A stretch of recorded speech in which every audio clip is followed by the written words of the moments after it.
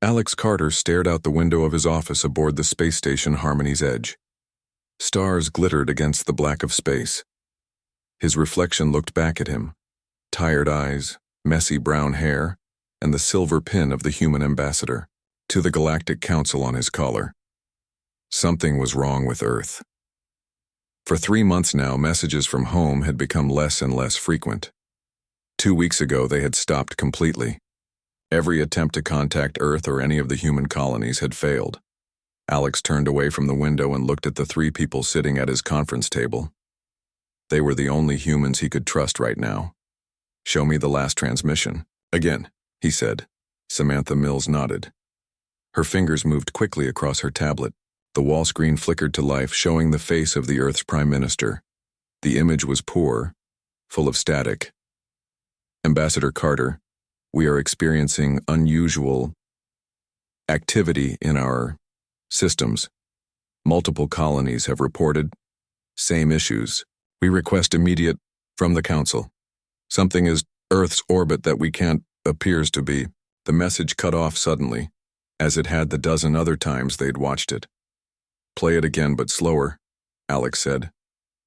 "Focus on the background." Samantha adjusted the settings. The message played again, frame by frame. This time they all saw it. A strange shadow moving behind the Prime Minister. It didn't move like anything human. It seemed to bend in impossible ways. "What is that?"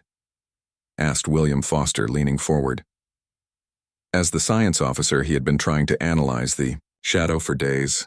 "Not any species I recognize," said Olivia Wright. The security chief's hand rested near her weapon, as if the shadow might leap from the screen. "And I've memorized all 342 council races." Alex rubbed his forehead. "Tomorrow, the annual summit of worlds begins. 3,000 delegates from across the galaxy will be here, and they'll expect to see Earth's representatives." "What are we going to do?" asked Samantha. "Tell them that Earth and all 17 human colonies, 3 billion people, have just vanished?" "That would cause panic," said Olivia. "Or worse, make us look weak. There are plenty of species in the Council who think humans rose too quickly. They'd use this against us." William nodded in agreement. "We've only been part of the Council for 300 years. Many races have been members for thousands of years. Some still think we're too primitive to have a full vote." Alex walked to his desk and picked up a small hologram, a perfect replica of Earth that spun slowly in his palm. "So we lie. We pretend everything is normal while we investigate. We don't have the resources," Olivia pointed out. 4 humans against whatever this is." "We might have help," Alex said. "I've been approached by Ambassador Zrel of the Dren." The others exchanged worried looks. The Dren were ancient beings of pure energy, one of the founding races of the Council. They rarely involved themselves in the affairs of younger species. "What did Zrel want?" William asked. "Just to talk, supposedly. But the timing seems significant." Alex placed the Earth hologram back on his desk. Outside his window, he could see ships arriving at the station, delegates from across the galaxy coming for the summit. "Samantha, can you create fake communications from Earth? Make it look like we're still in contact?" She nodded. "I can splice old transmissions together. It won't fool anyone who looks too closely, but it should work for general announcements." "Good. William, I need you to analyze that shadow, find out what it is and if it's connected to Earth's silence. I'll try, but I'll need access to the Council's xenobiology databases." "I'll get you clearance," Alex promised. "Olivia, I need security for our team. If something can make Earth vanish, we might be next." "Already on it," she said. "I've swept this room for listening devices 3 times today." A chime sounded, indicating a visitor at the door. "That's my meeting with Zrel," Alex said. "Remember, as far as anyone knows, Earth is fine, and we're just preparing for the summit like everyone else." The others left through a side door as Alex straightened his uniform and pressed the button to open the main door. Ambassador Zrel floated in. The Dren had no solid form, just a swirling mass of golden light contained in a special field. When they spoke, it was directly into Alex's mind. "Ambassador Carter, Thank you for seeing me at such short notice. The honor is mine, Ambassador, Alex replied politely. Please, make yourself comfortable. The light that was Zrel pulsed gently as it moved into the room. Comfort is a concept for physical beings. I exist in all states simultaneously. Alex had forgotten how literal the Dren could be. Of course, what can I do for you? Perhaps it is what I can do for you. Zrel's voice echoed in Alex's head. Your species carries a unique energy signature, one that some in this galaxy find threatening. Alex tried to keep his face neutral. I wasn't aware that humans were considered threatening. Not openly, but there are currents beneath the surface of council politics, ancient fears of new potential. Alex gestured to the sitting area. Would you care to elaborate? Zrel's light form drifted to the spot indicated. Your kind has achieved in 3 centuries what took others millennia. You adapt quickly, create boldly, think in patterns that older species find unpredictable. A cold feeling spread through Alex's chest. Are you saying someone in the council would want to harm Earth? I am saying, be vigilant, Ambassador Carter. Not all who smile at you wish you well. The light pulsed again, brighter this time. There is another matter. Have you noticed anything unusual about Earth recently? Any changes in communication patterns? Alex's heart raced, but he kept his voice steady. Nothing significant. Why do you ask? The space around your solar system has developed interesting ripples, as if something large has been moved. Moved? You mean like a planet? Perhaps, or perhaps like a projection being lifted. Before Alex could ask what that meant, the station's general announcement system came on. A pleasant voice informed all delegates that a welcome reception would begin in the main hall in 1 hour. I should prepare, Alex said, standing. Will you be attending, Ambassador? I will observe, Zrel replied. One more thing, Ambassador Carter. The archives. The restricted archives? Alex asked, surprised. The vast repository of knowledge from pre-council civilizations was sealed to most species. They contain answers you may soon need. Be ready when the opportunity presents itself. With that cryptic message, Zrel's light form moved toward the door. Be vigilant, Ambassador. The void has eyes, and they are fixed upon your kind. After Zrel left, Alex stood motionless for several minutes. Then he activated his secure communicator. Team, meeting my quarters 30 minutes. I think we just got confirmation. He paused, looking again at the Earth hologram on his desk. Something has happened to Earth, and at least one council species knows what it is. The main hall of Harmony's Edge glittered with light reflected off 1,000 different life forms. Some were made of crystal, others of gas. Some had many limbs, others none at all. Alex Carter stood at the entrance, watching the gathered representatives of the galaxy's many species. Ready? Olivia Wright asked. She stood beside him in her formal security uniform, looking more like a diplomat than a soldier. As ready as I'll ever be, Alex replied. Are the holograms in place? Yes. Samantha programmed them perfectly. To everyone here, it will look like we have a full human delegation. Alex nodded and stepped into the hall. Music played softly from hidden speakers, a mix of styles from different worlds. Servers moved through the crowd with food and drinks made to suit many different biologies. Ambassador Kallax, a tall Zelaxian with a body like polished blue crystal, approached them. Light played through his transparent form, creating patterns that could hypnotize the unwary. Ambassador Carter, how good to see you. Kallax's voice chimed like glass bells. I trust Earth's delegation is settled in comfortably. Very comfortably, thank you. Alex lied smoothly. They're resting after the long journey. Some will join us later. Excellent. We have much to discuss at this summit. The mining rights in the Cygnus sector, the new species seeking membership. Kallax's crystal eyes seemed to focus more intently on Alex. And of course, humanity's rapid expansion. 17 colonies in 300 years. Quite remarkable. We're an ambitious species, Alex said carefully. Indeed. Some might say, too, ambitious. Kallax's tone remained pleasant, but Alex felt a chill. Enjoy the reception, Ambassador.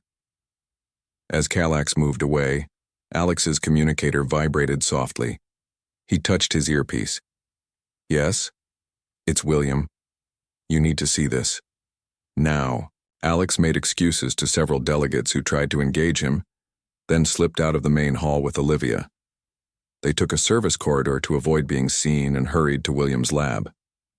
When they entered, William was standing in front of a large screen filled with images of the shadow from Earth's last transmission.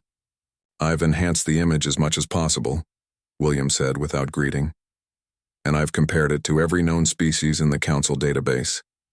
No match. So it's a new species? Olivia asked. Not exactly. William pulled up another image, ancient symbols that seemed to shift and change as they watched.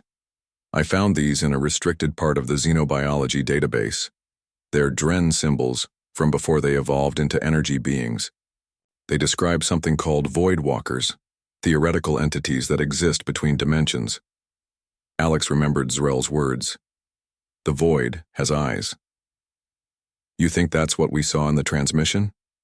A void walker? It matches the description. Beings that can move between our reality and somewhere else. Supposedly they were just myths. And now one was seen just before Earth went silent, Alex said grimly.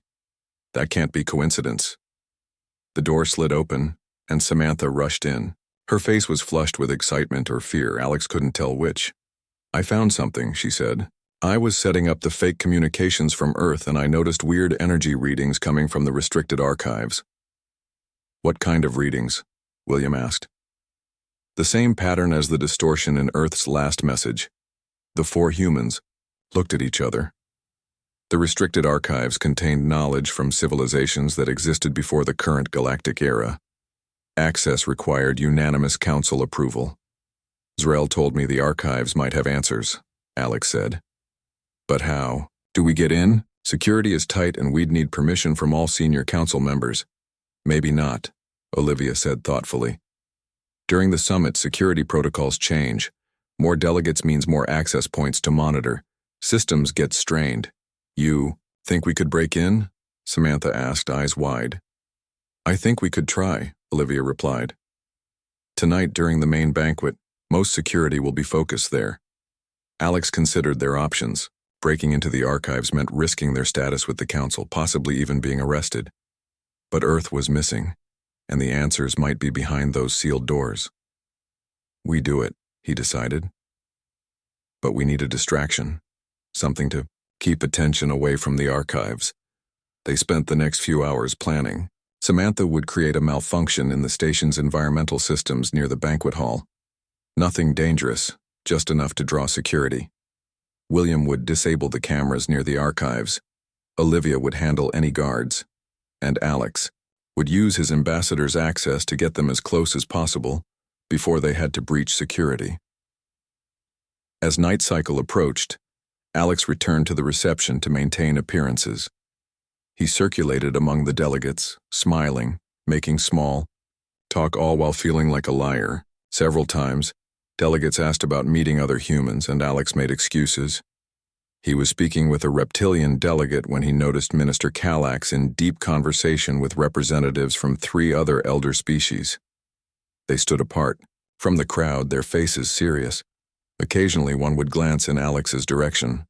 Alex excused himself and slowly moved closer to the group, pretending to admire a holographic sculpture nearby. Human problem must be addressed, he heard Kallax say. The containment was successful, but there are remnants. The station contingent? Asked a Volturi delegate, her methane breather hissing softly. Yes. They must be watched carefully. If they discover what happened before we're ready. Alex moved away before they noticed him listening. His heart was pounding. Containment. The human problem. They were talking about Earth. He found his team waiting in a service corridor near the banquet hall. Change of plans, he said urgently. I just overheard Kallax. They know about Earth and they're calling it containment. This wasn't some natural disaster or attack by an unknown species. The council did this. Stunned silence greeted his words. Why would they? Samantha began, but couldn't finish. I don't know, Alex said, but we're going to find out. The archives are our only hope now. As delegates filed into the banquet hall, Alex led his team through service corridors toward the restricted archives. They moved silently, avoiding patrols. When they reached the outer security door, William connected his tablet to the control panel. This will take a minute, he whispered. Olivia kept watch, while Samantha prepared her distraction. Alex stood back thinking about what he had heard. The council, or at least some of its members, had done something to Earth, contained it. But why? What threat could humanity possibly pose to species thousands of years more advanced? The door slid open silently. Beyond it lay another corridor than the main archive entrance. We're in, William said. Samantha now. She activated her tablet. Somewhere distant, alarms began to sound. Station announcements reported a life support fluctuation. Near the banquet hall, they hurried down the corridor. At the main archive door, William worked his magic again, but this time it took longer. Sweat beaded on his forehead as his fingers flew across the screen. Almost, he muttered. Almost. The door slid open, revealing a vast, dimly lit chamber filled with ancient storage devices, holographic projectors, and crystalline memory units. We have maybe 10 minutes before they realize the environmental alert is fake, Olivia warned. Then let's make them count, Alex said, stepping into the archives. Look for anything about humans, Earth, or Voidwalkers. What they would find in those ancient records would change everything they thought they knew about humanity's place in the galaxy. The restricted archives stretched out before them like a vast library from a dream. Soft blue light came from the walls, illuminating endless rows of storage units. Some looked ancient, made of materials Alex couldn't identify. Others were more modern, glowing with internal power. We need to split up, Alex said quietly. Look for anything about humans, Earth, or these Voidwalkers. We don't have much time. The team spread out among the rows. Olivia kept an eye on the entrance while the others searched. William moved to a section with the oldest-looking devices. Samantha headed for a bank of modern terminals. Alex approached, a central console that seemed to be a catalog system. The console responded to his touch, bringing up a holographic interface. Strange symbols floated in the air, then shifted to standard council language. Search parameters, the system asked in a flat voice. Alex hesitated, then said, Human, Earth, History. The system hummed. Access restricted, authorization required. Of course it wouldn't be that easy. Alex tried again. Voidwalkers. This time the system responded differently. Accessing historical records. A hologram appeared above the console, showing images that made Alex's breath catch. They were pictures of Earth, but from thousands of years ago, before humans had space travel, before the first contact with alien life. William, Samantha, he called softly. Look at this. They gathered around as the images continued. Council ships in Earth's orbit, alien beings walking among ancient human civilizations. The timeline continued, showing council races observing humanity's development through the ages. This can't be right, William whispered. According to our history, we only met the council 300 years ago, when our first faster-than-light ship reached Proxima Centauri. They've been watching us all along, Alex said. But why? Samantha pointed to a new set of images appearing. Look at these. The hologram now showed another planet, with beings that looked similar to humans but not quite the same. The council was observing them too. Then, suddenly, the planet was gone, replaced by empty space.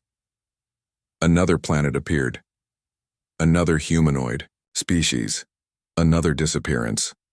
Search for pattern match, Alex told the system. How many instances? 17 previous instances recorded, the system replied. 17.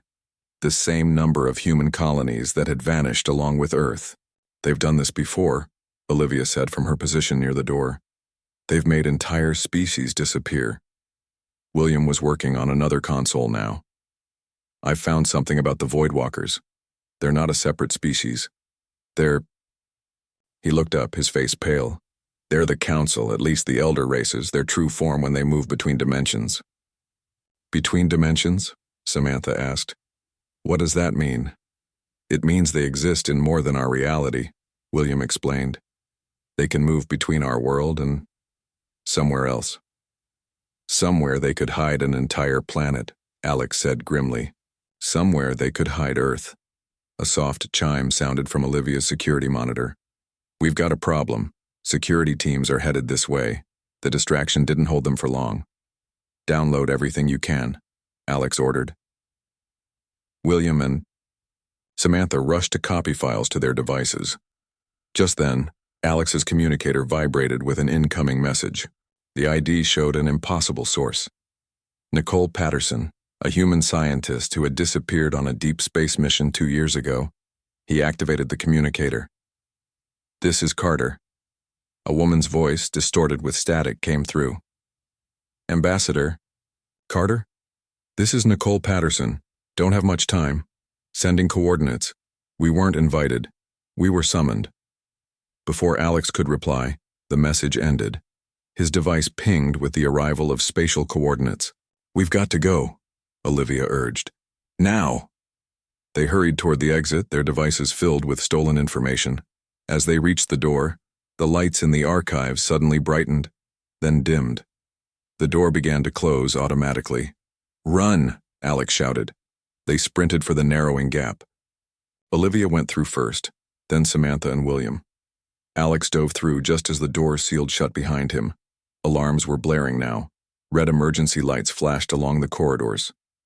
"This way," Olivia said, leading them down a service passage. "We can reach our quarters through the maintenance tunnels." They moved quickly through the station's hidden pathways, avoiding security patrols.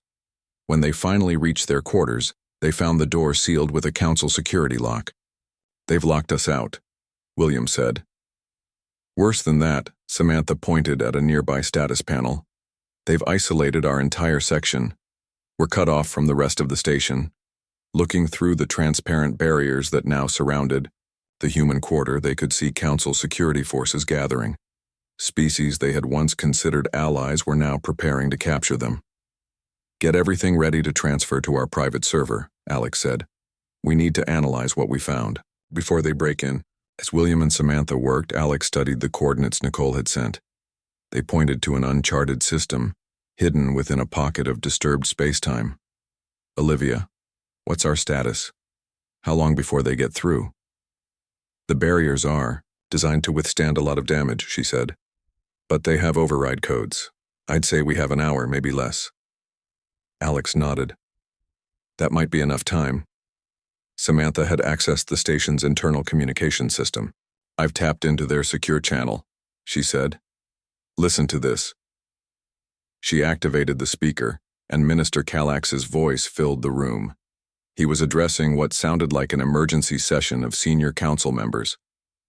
"The containment protocol has been our way for millennia," Kallax was saying. 17 times we have guided these anomalous beings through their development, harvested their unique creative energy, and then returned them to the void from which they emerged. "But the humans advanced too quickly," another voice added. "They integrated too deeply with our society. The protocol was initiated, but something has gone wrong. They have not fully transitioned. Some remain. The remnants must be dealt with," Kallax continued. "Particularly those who have accessed the archives. They know too much now." Samantha shut off the feed. The 4 humans looked at each other in stunned silence. "Harvested," William finally said. "They've been harvesting us?" "For our creative energy," Alex said. "Whatever that means." "It means we weren't discovered by the galactic community," Olivia said, her voice hard with anger. "We were cultivated, like crops." A new alarm sounded. The barriers around their section pulsed with energy. "They're starting to break through," Samantha warned. Alex made a decision. "We need to get to those coordinates Nicole sent. She found something out there, maybe a way to bring Earth back." "How do we get out?" William asked. "The station is locked down. The maintenance vessel, Olivia suggested. It's docked in our section for repairs. Not much more than an engine with life support, but it could get us out of here. Prepare it, Alex ordered. Take everything we've learned. We leave in 10 minutes.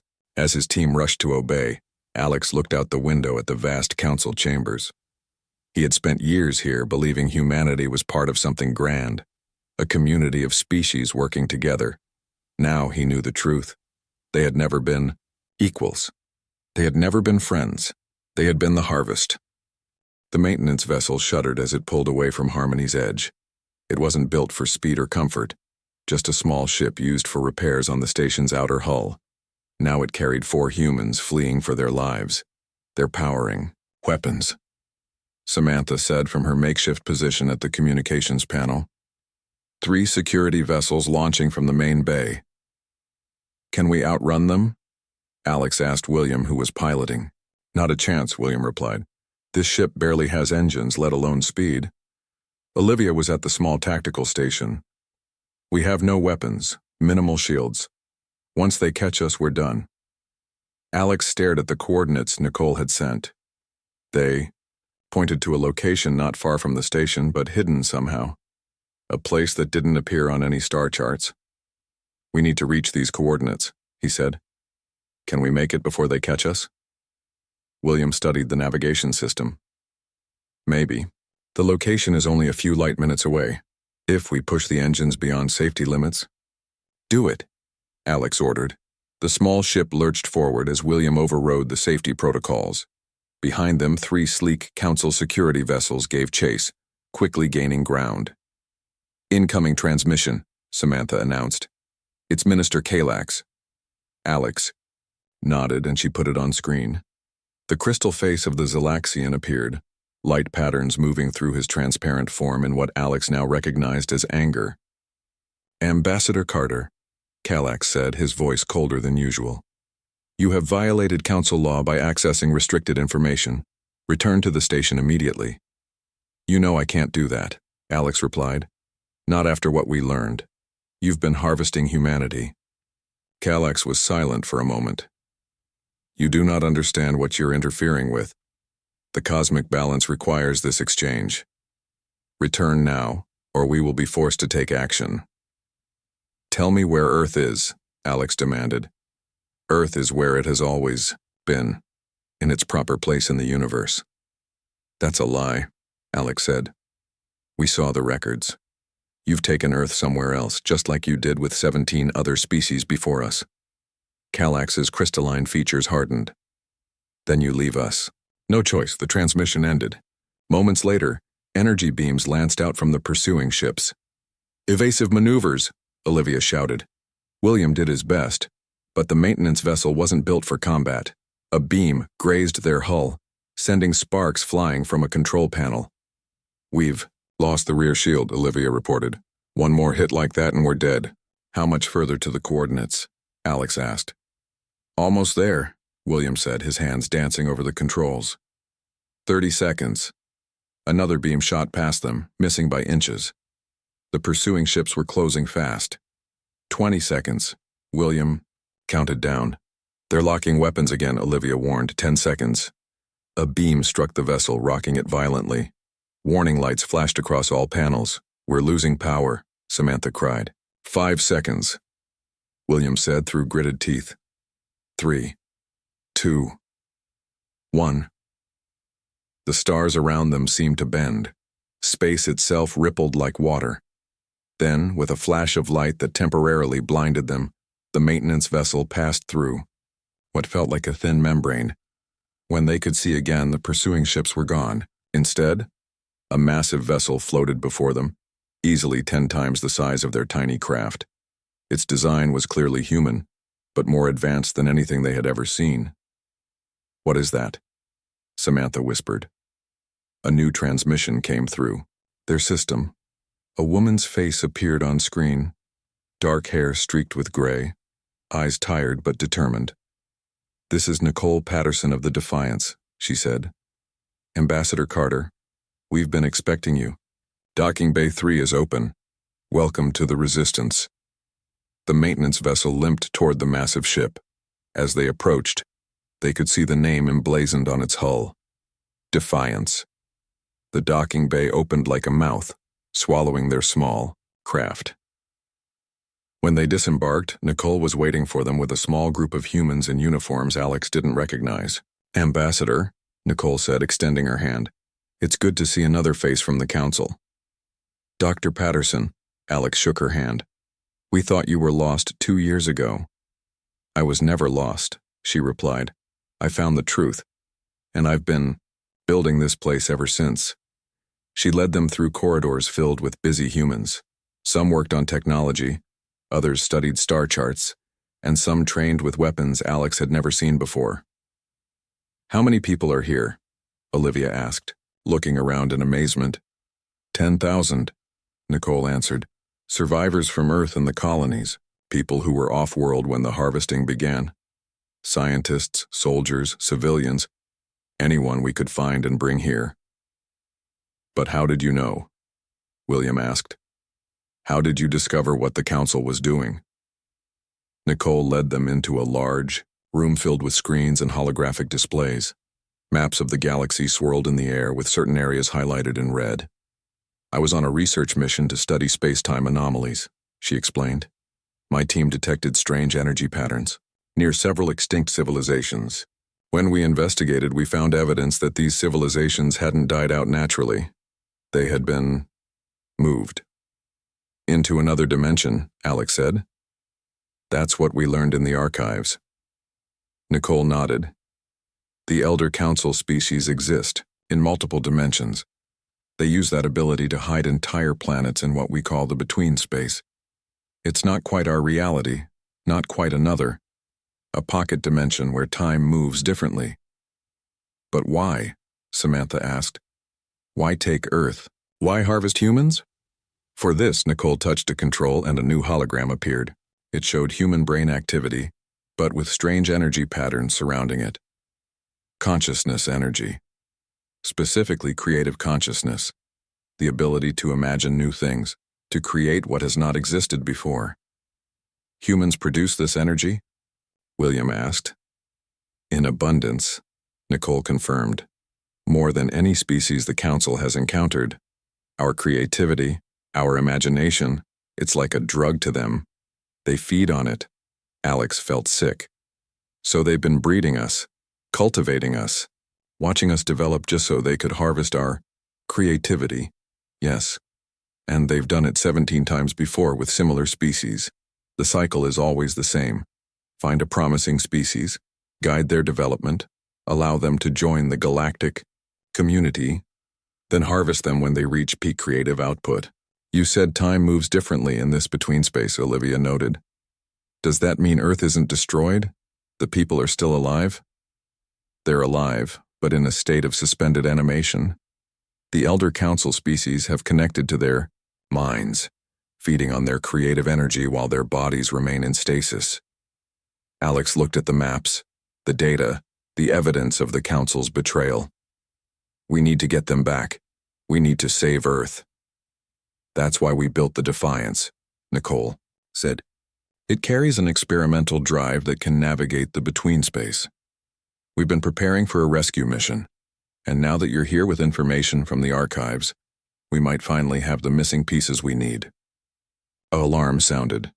A young officer rushed into the room. "Dr. Patterson, multiple Council warships have entered the system. They've found us." Nicole's face hardened. "Battle stations. Prepare the dimensional shields." She turned to Alex and his team. "We're out of time for explanations.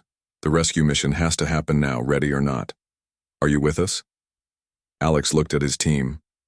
They nodded as one. "We're with you," he said. "Let's bring Earth home." The Defiance shook as Council weapons fire struck its shields. Red warning lights flashed throughout the massive ship as its crew rushed to battle stations. "Shields at 70%, a young officer reported. 3 more Council ships just arrived. They've surrounded us." Nicole led Alex and his team to the bridge, a large room filled with screens and control stations. Through the main viewport, they could see the Council warships closing in. "We can't fight them all," Alex said. "We don't need to fight them," Nicole replied.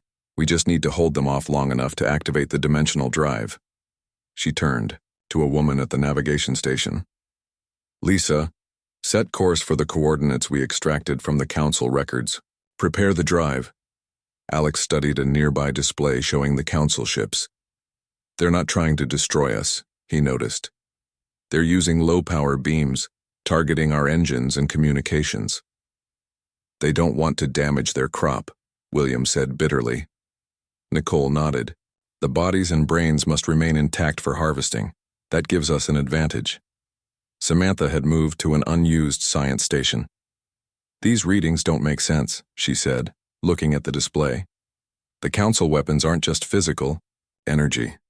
There's some kind of mental component. They're targeting human minds, Nicole explained. Their weapons disrupt neural patterns. They want to knock us unconscious, not kill us. Another blast rocked the ship. Shields at 50%, the officer called out.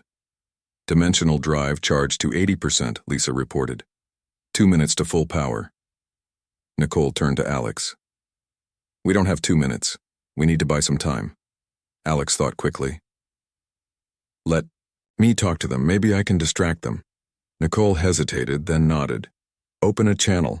The main screen flickered, then showed Minister Kallax's crystalline face. Behind him, Alex could see other council elders from various species.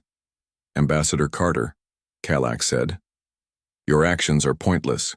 You cannot escape the council. We don't want to escape, Alex replied. We want answers. Why did you take Earth? Why harvest humans when we've done nothing but contribute to the galactic community? Kallax's form shimmered slightly. You do not understand the cosmic balance. Your kind burns too brightly, consumes too much of reality's potential. Without harvesting, you would overwhelm existence itself. That's not true, Alex argued, trying to keep Kallax talking. You're just afraid of us, afraid of what humans might become. Afraid? Kallax's voice grew colder. We existed for millennia before your kind crawled from the oceans. We have guided the galaxy's development, maintained order. Behind Alex, Nicole whispered, dimensional drive at 90%. If you're so powerful, Alex challenged Kallax, why hide what you're doing? Why pretend to welcome us into your council when you plan to harvest us all along? The harvest is necessary, Kallax insisted. Your creative energy feeds the elder races, sustains us. Without it, we would fade. That was it, Alex realized. The council elders weren't just taking human creativity because they could. They needed it to survive. Drive ready, Lisa announced. Nicole stepped forward. Now, Ambassador. Alex gave Kallax a hard smile. You should have just asked for our help instead of stealing our world. Humans can be quite generous when treated with respect. He signaled for the transmission to end. Nicole immediately ordered, activate dimensional drive. The space around the Defiance began to ripple and distort. Stars seemed to bend and stretch. A strange humming filled the ship, rising in pitch until it was almost painful. Brace yourselves, Nicole warned. Transition in 3, 2, 1. The universe outside the viewport changed. The blackness of space was replaced by swirling, colors that hurt the eyes if viewed too long. Shapes moved in the distance that seemed impossible, bending in ways things shouldn't bend. Welcome to the between space, Nicole said softly. Alex felt strange. His thoughts seemed to have physical weight here. When he concentrated on something, the colors in that direction shifted and responded. What's happening? Samantha asked, looking at her hands. A faint glow surrounded them. Human consciousness works differently here, Nicole explained. In our world, the elder races can manipulate physical reality easily. But here, human minds have power. Our imagination, our will, they affect this place directly. Is that why they harvest us? Olivia asked. Because we're stronger here? Exactly. The elder races use human consciousness to maintain their power in the between space. Without it, they're weaker. William had moved to a sensor station. I'm detecting something. A massive energy signature. Multiple signatures, actually. Earth, Nicole said. And the colonies. On the main screen, a view of the between space appeared. In the distance, they could see Earth floating like a blue jewel, surrounded by a pulsating energy field. Tendrils of light connected it to vast, shadowy forms that Alex realized with horror were the true bodies of the Council Elders. "They're feeding on them," he whispered. "On everyone." "Not for long," Nicole said with determination. "This is why we built the Defiance. Its weapons are designed to work in this space, powered by human consciousness itself." She turned to Olivia. "Target those connections, use the mind cannons." Olivia moved to the weapons station. As she focused her thoughts, the controls responded. Beams of brilliant white light shot from the Defiance, striking the tendrils that connected Earth to the Elder Beings. The tendrils severed with a sound like thunder. The Elder Beings writhed in what seemed like pain. "It's working," Nicole said, excitedly. "Target the stasis field next." More beams lanced out, striking the energy field surrounding Earth. Cracks appeared in the field, spreading like a breaking window. Suddenly, the ship rocked violently. Through the viewport, they could see shapes moving toward them. The Council ships had followed them into the between space. "They're attacking," Lisa reported, "but their weapons are weaker here." "Keep firing," Nicole ordered. "Free Earth first, then the colonies." The battle raged across the between space. The Defiance's weapons, powered by the concentrated will of its human crew, proved effective against the Council ships. But the Elder Beings were fighting back, using their ancient power to repair the broken connections. Alex felt a strange sensation, like a door opening in his mind. He could feel the consciousness of humans on Earth. Billions of minds beginning to wake as the stasis field weakened. "They're waking up," he told Nicole. "I can feel them." "Yes," she said, "and so can every human on this ship. Focus your thoughts. Add your will to our weapons." Alex closed his eyes and concentrated. He imagined Earth free, humanity awake, and aware. Around him, the other humans on the bridge did the same. The Defiance glowed with power. Its beams grew stronger, cutting through the last of the stasis field around Earth. With a sound like a trillion voices suddenly crying out at once, Earth broke free. The planet seemed to pulse with light as its people awakened. The effect spread rapidly to the colonies. One by one, they broke free from the Elder Beings' control. The Council ships began to retreat, their power diminishing as the human consciousness they had been feeding on turned against them. "We did it," Nicole said, her voice filled with wonder. "We freed them." But the between space was becoming unstable. As billions of human minds awoke and affected the environment, reality itself began to shake.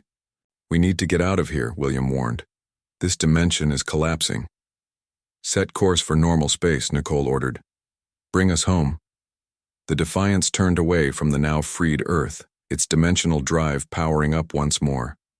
Behind them, Earth and the colonies began to fade from the between space, returning to their proper places in the universe. As the ship prepared to transition back to normal space, Alex looked out at the retreating forms of the Elder Beings. "Their power was broken, at least for now. The universe will never be the same," he said quietly. "When humanity vanished from the Galactic Council, everything changed. Now that we're back, it will change again." The Defiance jumped, returning to normal space in a flash of light.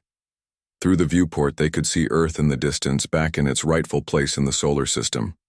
Across the ship, across the solar system, across 17 human colonies, people looked up at the sky and wondered what had happened, and what would happen next in a galaxy where humanity was no longer prey but power.